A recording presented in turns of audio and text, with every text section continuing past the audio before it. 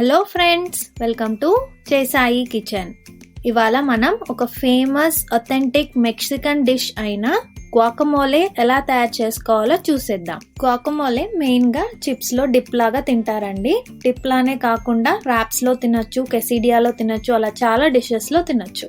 గ్వాకమోలే తయారు చేసుకోవడానికి కావాల్సిన ఇంగ్రీడియంట్స్: ఉల్లిపాయ, కొత్తిమీర, టమాటో, పచ్చిమిర్చి, చాలా చిన్న చిన్న ముక్కలుగా కట్ చేసుకోవాలి.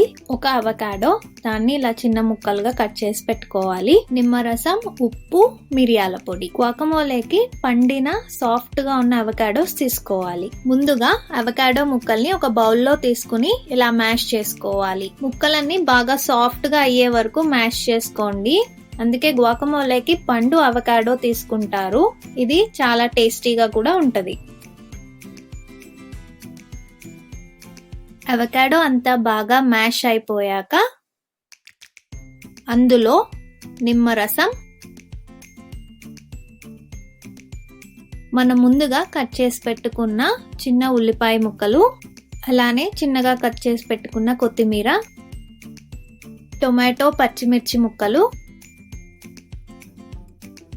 రుచికి సరిపడా ఉప్పు,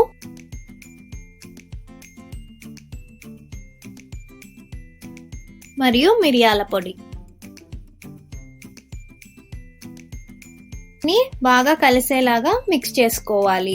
అవకాడోలో చాలా బెనిఫిట్స్ ఉన్నాయండి. విటమిన్స్, పొటాషియం, మెగ్నీషియం, ఫైబర్స్ అలా చాలా ఉన్నాయి. ఇది పిల్లలకి చాలా మంచిది. అదే విధంగా ఇష్టంగా తింటారు.